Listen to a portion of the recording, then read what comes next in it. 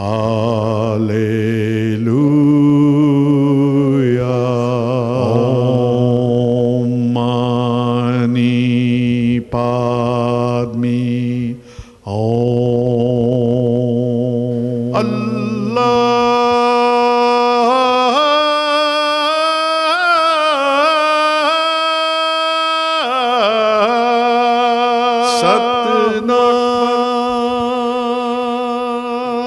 Welcome.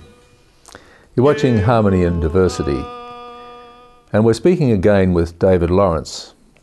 And David is a school teacher and an author, and he's written a book on Christian unity called Home Run. Thanks for coming back again, David. Pleasure. A book, why? Firstly, I love writing. I've always loved writing since I was a kid. And I wrote this book because, for me, I think it's really important at this point in time when Christianity and Christians are under attack from so many quarters, that I thought I'd write a book that's going to give particularly teenage boys, but really anyone, a great compelling read, and also to inspire amongst the Christian world the desire to work together and to concentrate on working together and praying together. And also, just as importantly, is to inspire young men, young teenagers and women to look at Jesus in a new way, a different way, and to take a step in following him. So that's why I've written this book. Yes. And so the overall inspiration, though, has it been a long-term inspiration or just relatively recent? As a Christian myself, I suppose I love to see Christians working together and using the resources of all of us to promote the good news about Jesus and the gospel. A year ago, just over the Christmas holidays, I wrote a book about a footy player. He played for Forest Hill, where I used to play for Forest Hill, and he was just like any other bloke who played footy. Just God didn't mean anything to him, but one of his mates, the ruckman, committed suicide, and so the main character there just thought, well, what's life about? So he goes on this journey and looks at the different religions, and then in the end becomes a Catholic. And I thought, well, rather than and then I had this book read, and somebody said, look, this is a really good book, but it's just very narrow in its focus. So I thought, well, what I'll do is I'll make it far more broad, and I thought, on the one hand, I just won't make it a Catholic book, I'll make it a Christian book, and not just appeal to Aussies, because Aussie rules is a very particular Australian sport, but also to Americans. And so, because it'd be nice if it was commercially viable as well. Yes, of course. But having the main characters aspire to play for the New York Yankees, which is an American sport, and wanting to inspire Christian unity, I thought I'd just kill two birds with one stone here, and try and just provide this compelling, great read, and at the same time inspire people to Christians to work together. What do you think the benefit of, although it's fairly obvious what it might be, but I'm interested in what your view is of it, Christian unity, what's going to be the benefit of that, and for whom? I think the biggest benefit is that for a world that doesn't know about the love of God, a united Christian front that promotes unity and love amongst the community of believers to begin with is a really good witness to people who are very, very isolated and very often living a life without any real meaning. So I think that's a big thing, and also I think it would help Christians in our own faith if we were to work together and pray together and not so much concentrate on what divides us, but more on what unites us. Because we know that there are differences, but let's work together and do what the gospel wants us to do, which is to share the good news about Jesus and to help the poor. And there's a concept that you've included, something you do with an ecumenical Station of the Cross. Is that part of the Yep. process? There's a scene in the book where the two main characters are going on their run and they bump into a group of Christians who are all from local churches, but all different churches. There's a Greek Orthodox minister, there's a priest, there's a Baptist, there's Uniting, there's different ones. And the priests and the I suppose the pastors and the priests there were talking about how important Christian unity is, and they've demonstrated it by having this combined Stations of the Cross. Mm-hmm. And there's another scene where a Catholic priest and a Pentecostal pastor work with the poorer people in the ghettos of New York. So they've got this combined ministry, and they themselves are this great witness, I think, of how Catholics and Pentecostals in America can work together and do great good. And I think that's really inspirational. Mm-hmm. Once again, it comes down to if you recognise that the other faiths have as much commitment to the love of Christ, it's a way of bringing that into expression. Is that how you see it? I think with Christianity, Jesus being the focal point, Jesus is the incarnation of God. So God becoming a man, and that man is Jesus. So everything that Jesus is a reflection of who God is. And I think that Jesus is the best manifestation of the love of God. Mm-hmm. And other religions can and do mirror the love of God. As a Christian, I believe that Jesus is the truth, the way, the truth and the life. Mm-hmm. And I think it's really important for Christians together to proclaim that message. Yes. That when Jesus died, he died for the whole world because he is God. And in God dying and rising again, he has redeemed the world. Yes. So Jesus is the Lord and he's the focal point. And when Christians together proclaim that joyfully and with confidence and with love, it's a very strong message. And I believe it changes hearts. Yes, it's a bit like it's almost a collective meditation, isn't it? If you've got the religions together, this whole idea of an ecumenical Stations of the Cross is quite exciting from that point of view. So maybe it's happened in the world, but it seems like a good idea. It happens. It's a great movement. It's happening all over the place. Great. We'll go to a break. We'll be back in a moment.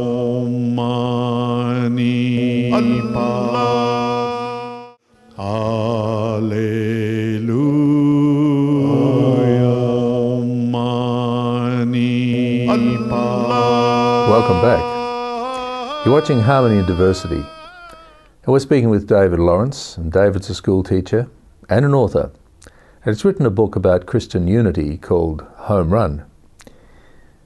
Home Run, it's as you indicate, it's about baseball, and the cover's very cleverly done with the Arts Centre and the Statue of Liberty, etc. on it. Who's the audience for this? Primarily the audience is a teenage audience and teenage boys. Mm-hmm.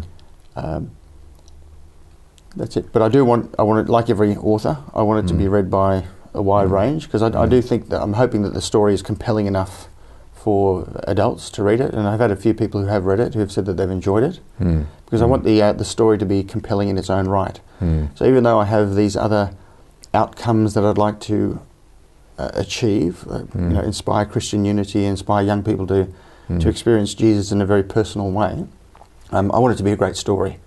That's the first thing. It's got to be a really good story and nice to read, and that's what I'm hoping to achieve. Did you have a particular role model in mind when you wrote it with these the two characters? No. So in a sense, both characters represented the teenagers of today in some sense, in that both of them are full of energy in life and want to achieve and perform. Both of them are fanatical baseball players and want to hit the big time with the New York Yankees. And but religion and faith means nothing to them, just like the regular teenager. And so I'm wanting just guys like that, people like that, to relook and see how there's so much more that life Yeah. has to offer than just baseball or just a good time. So part of the key to it is one of the characters actually dies, and the other then goes on this journey. Yep. Of spiritual journey. Yep. Describe that. When the first character gets signed up by the New York Yankees, he's over the moon because that's his life's ambition. And his best mate, his best friend for many years who has the same goal, misses out. So his parents, the guy who misses out, his parents, who are very dysfunctional in their relationship and who are the cause of a lot of Jordan, his name is his unhappiness in life, they decide that they come together and take him on a trip to get his mind off this disappointment. They go to Cairo, despite everybody's, because everyone's protestations, because it is contemporary, and people these days won't go to Egypt because it's so, I suppose, volatile. But he gets killed. Jordan and his mother get killed in a terrorist bomb blast in a Coptic church, which unfortunately is the reality for Christians even today, and has been for many years. So the first character, whose name is Brad, has his best friend killed, and it just hits him straight between the eyes, and his whole world crumbles apart. So he thinks, can he contact Jordan? Does Jordan still exist? Just because he's been killed? What actually is life all about? So these questions come to his mind, and so he goes on his search for meaning, and he happens to have an aunt who's a committed Christian and a grandmother as well, and one of the star baseball players for the New York Yankees is a committed Catholic.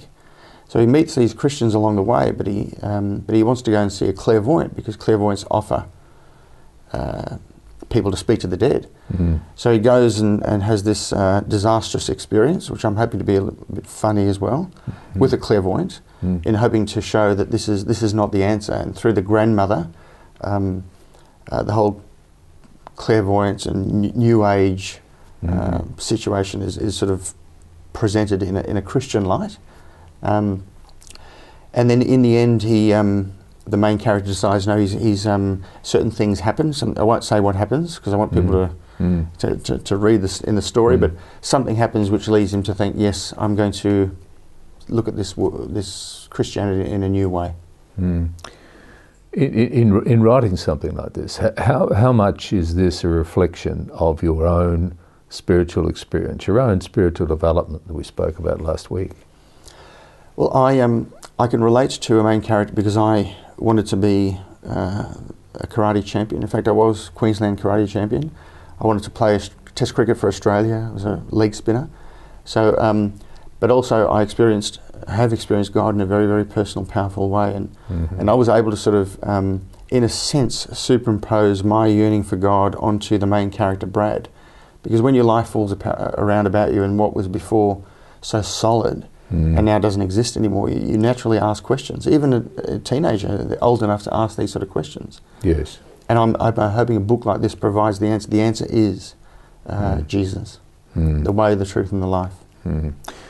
And through a book like this, you reach them in an unexpected way, in the sense that they may not go to church, but they may well pick up this book. Hopefully, yeah. And hopefully that step in encountering Jesus in the way that I've experienced him so personally and powerfully will then lead teenagers into looking for a community where their faith can be nourished and nurtured.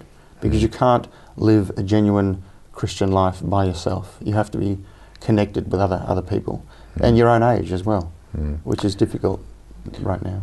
So your research base is for something like this is your own imagination, but also your own life experience. And I just get back to the point of the original book that you didn't complete, but you were dealing with the potential of other religions in there.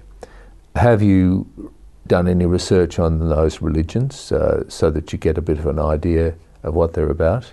Yeah, I did. I've always known a little bit about Judaism, just by virtue of its affiliation with Christianity. Yes. I have read the Quran, and I've read a few of the Hadith, and looked at Islam a bit. I had a long conversation, and I've read quite a bit of Buddhist scriptures and Buddhist philosophy, Right. and a little bit of Hinduism. I did a chapter on comparative religions, or a semester when I was at uni. Okay. So I've got some broad understanding. I've looked into some religions more specifically. So I did want to bring up the question of other religions as well in the book, Yep. so that people can have a genuine, honest look at the options that are out there. Yes. One thing I particularly wanted to highlight was the persecution of Christians. Yeah. Well, we're going to be persecuted by time at this moment, so we'll go to a break and we'll pick that up. We'll be back in a moment.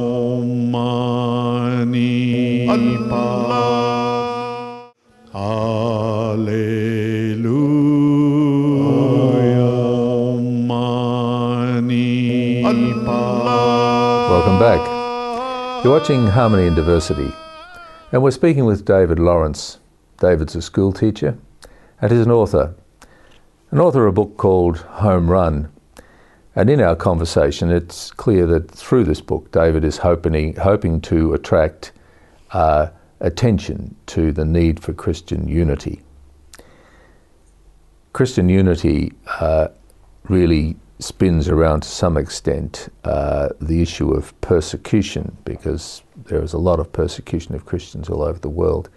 In doing research for this book and your earlier one, did you have a look at any of that?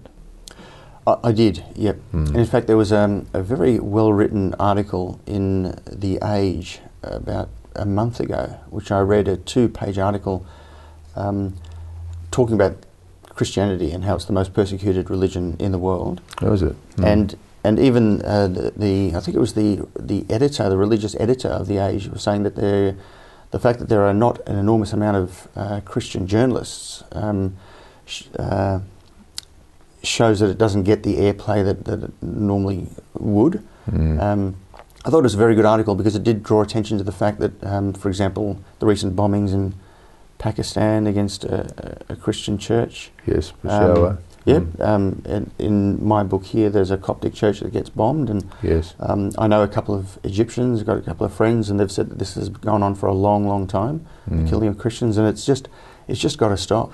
It just has to stop. It's happening in Iraq, in Afghanistan, in a number of places around the world, Nigeria, Yemen. It's happening. So I'm hoping that I suppose a book like this will highlight the fact that if we are to treat human beings as human beings, irrespective of their faith, we need to know that these things are going on, and we need to stop. We need to stop it. If we are in any way responsible, we have to stop this, because Christians today are suffering, also not just getting killed, but persecution. Yes. And not getting jobs, and being ostracised, and being treated as second-class citizens, right throughout Middle East, North Africa, and places like that. So I'm hoping that a book like this will highlight that fact. And as it says in the dedication is I've dedicated the book to the way, the truth, and the life, who is Jesus. Because one of the revelations of Christianity is that all human beings are sons and daughters of God.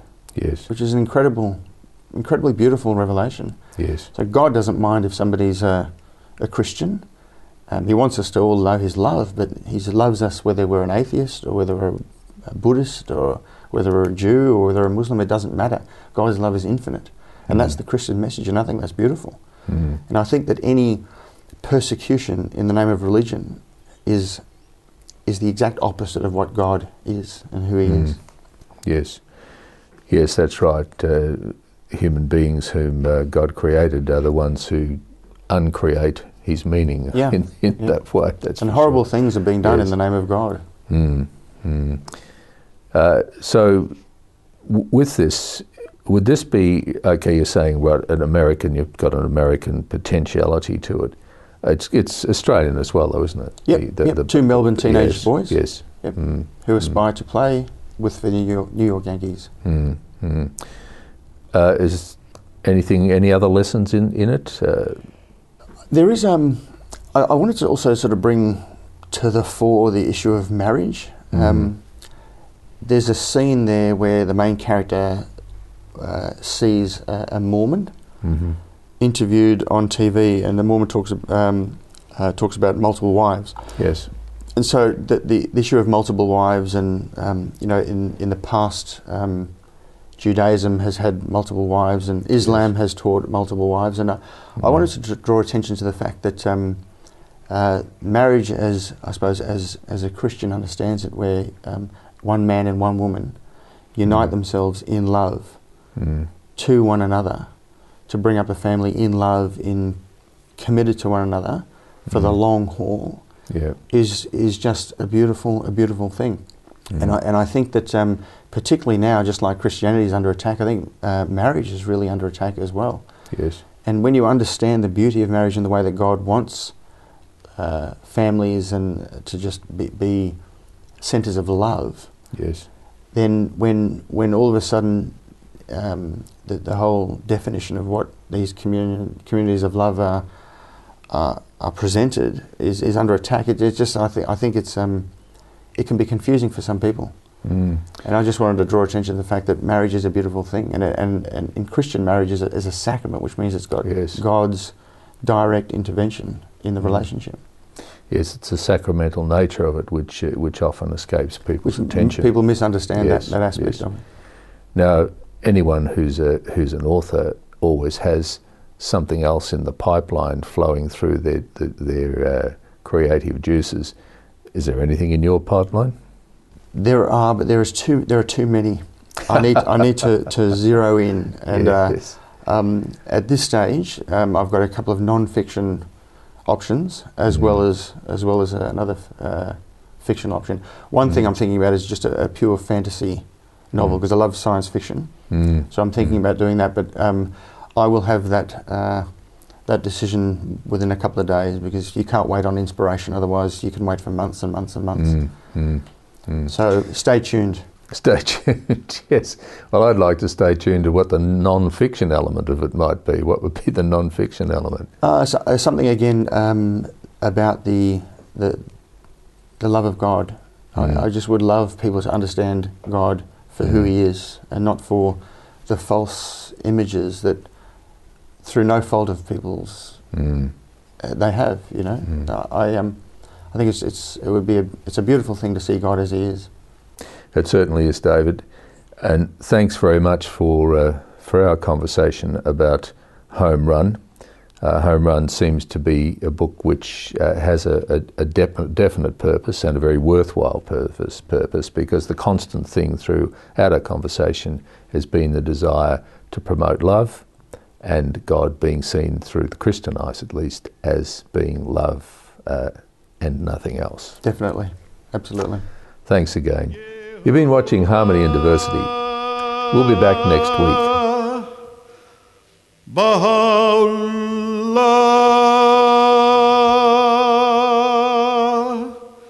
Shanti Om,